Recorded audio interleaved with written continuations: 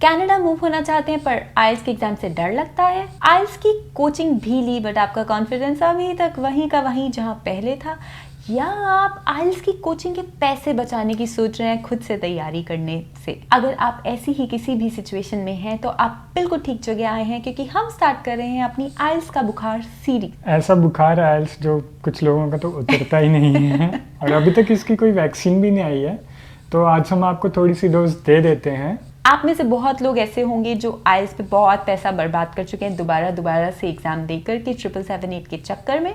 तो हम आप लोगों को बता दें कि हमने आइल्स की तैयारी खुद से ही की थी एंड पहले ही अटेम्प्ट में 777-8 अचीव कर लिया था। वो हमने कैसे किया था और वो कौन सी स्पेशल टिप्स एंड ट्रिक्स हैं जो आपको किसी ने नहीं बताई होंगी। किसी ने नहीं मतलब किसी ने नहीं, एंड दैट्स अ चैलेंज। तो ये सारे टिप्स एंड ट्रिक्स इनके हैं जिसकी वजह से फर्स्ट अटेम्प्ट में इनके आए थे 777-8 और मेरे आ गए थे 7 बैंड्स तो स्टे ट्यून और हमारी वीडियो को एंड तक ज़रूर देखें। अगर आप इस चैनल पे फर्स्ट टाइम आए हैं और हमारी वीडियोस फर्स्ट टाइम देख रहे हैं तो हमारी और भी बहुत सारी वीडियोस हैं जो आप देख सकते हैं। हमने बहुत ही सारी इन्फॉर्मेशन बिल्कुल डिटेल में शेयर की है पीआर से रिलेटेड और लाइफ इन कनाडा से रिलेटेड। तो आपको अगर हमारा कंटेंट अच्छा लगे तो please please please please please please हमारे चैनल को लाइक शेयर एंड सब्सक्राइब करना ना भूलें और नोटिफिकेशन बटन हिट करना ना भूलें। सभी कैनेडियन एस्पिरेंट्स का सबसे पहला कंसंट्रेशन होता है कि भाई किसी तरह आइल्स में अच्छे बैंड्स आ जाएं। सीधा जा कर के आइल्स की प्रिपरेशन शुरू कर देते हैं और यही करते हैं वो अपनी सबसे पहली मिस्टेक।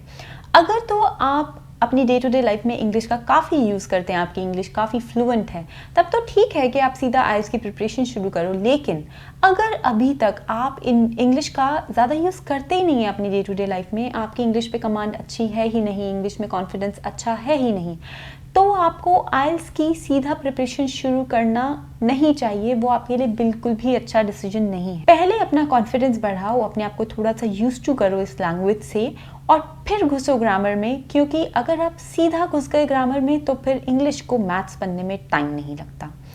सिंपल है, सिंपल ही रहने दो। English is just a language in which you have to express yourself. इससे ज़्यादा टफ कुछ भी नहीं है, लेकिन टफ वो बन जाता है अगर आप गलत स्टेप्स फॉलो करोगे तो। So the process really matters. नाले आपका केड़ा कोई वर्ड लेना इंग्लिश है ना। तो अब बनाते हैं आप लोगों के लिए स्ट्रैटेजी। आइल्स की फॉर्मल तैयारी स्टार्ट करने से पहले कुछ टाइम ऐसा रखिए जिसमें आप सीधा रीडिंग, लिसनिंग और राइटिंग पे जंप ना करें। तो स्टेप 1 ये है कि ऑनलाइन जो भी वेब सीरीज़ हैं इंग्लिश की उनको देखना स्टार्ट करिए। तो अब आप कहेंगे कि इसमें नया क्या है। नया इसमें यह है कि अब आपको सबटाइटल्स ऑन नहीं रखने हैं, आपको बिना सबटाइटल्स के ये सब देखना है और जब तक आपको समझ ना आ जाए कि वो लोग क्या बोल रहे हैं तब तक उसको रिपीट करिए, उनकी एक्सेंट और उनकी स्पीड को पकड़ने की कोशिश करिए और समझिए कि वो बोल क्या रहे हैं। आपको अमेरिकन और ब्रिटिश एक्सेंट से अपने आप को फेमिलियर कराना होगा। तो ये ट्रिक दिलाएगी आपको लिसनिंग में 8 बैंड्स। थैंक यू, बाद में बोल देना। जब मैंने रंजीत को ये करने बोला था तो चुपचाप जाके आयरन मैन चला के बैठ गया उससे कुछ नहीं होने वाला है। आपको कोई सुपर हीरो वाली मूवीज़, कुछ ऐसा होता है जो आप सुपर हीरो वाली मूवीज़ में सुनते हैं, वो आपके day to day life conversations होती हैं, नहीं होती ना।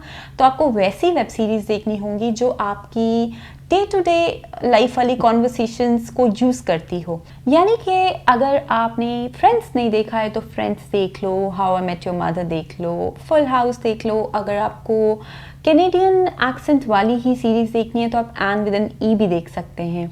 और निहारिका तो डेस्परेट हाउसवाइफ्स देखती थी।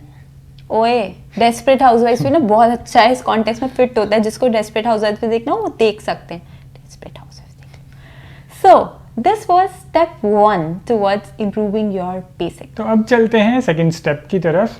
This step is literally magic. इस स्टेप से आप सिर्फ आइल्स में ही नहीं बल्कि आपकी बेसिक इंग्लिश की स्पीकिंग और उसका कॉन्फिडेंस भी इम्प्रूव होगा।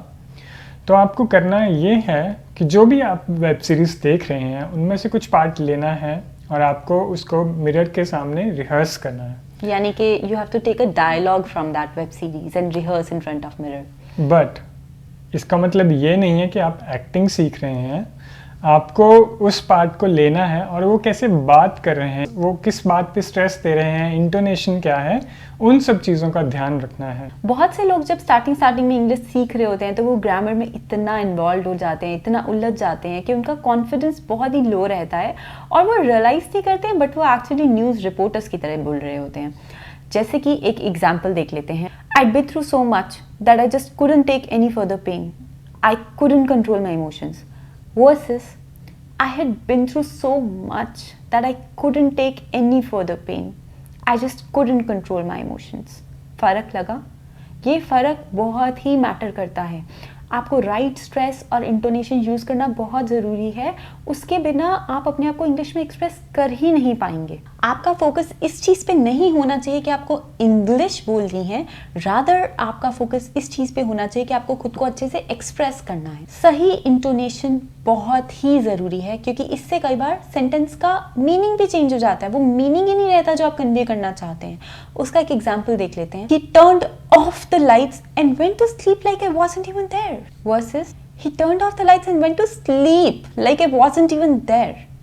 इस सेंटेंस में हम किसी से अपनी फीलिंग्स शेयर कर रहे हैं, बता रहे हैं कि हमें क्या बुरा लगा था, लेकिन अगर हमने सही वर्ड्स पे स्ट्रेस नहीं दिया तो हम कन्वे नहीं कर पा रहे कि हमें किस बात से दिक्कत है। हमें उसके लाइट ऑफ कर देने से दिक्कत हुई थी या उसके लाइट ऑफ करने के बाद सो जाने से दिक्कत हुई थी। तो लो जी, मज़े करो और डायलॉग्स रिहर्स करो। आप एक और भी काम कर सकते हो। आपकी स्कूल में लिटरेचर बुक्स होती थी, आपको तो पता ही होगा, जिसमें आपके टीचर्स कहते थे कि आप ये पार्ट रीड करो और किसी और को कहते कि दूसरा पार्ट रीड करो। तो आप वो प्लेस भी रिहर्स कर सकते हो, बट यहाँ भी आपको स्ट्रेस और इंटोनेशन का ही ध्यान रखना है और ये सब रिहर्सल आपको मिरर के सामने ही करना है।